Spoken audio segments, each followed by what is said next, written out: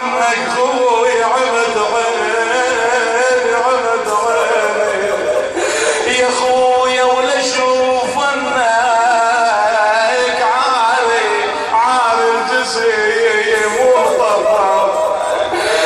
معفر خويا العذر لله وليك من هاي يا خويا سترت وجهي السجاد يبرد ظهرنا وراسك يا ابو الغيره اخويا ابا عبد الله يا ابو الغيره راسك من فوق الرمح لينا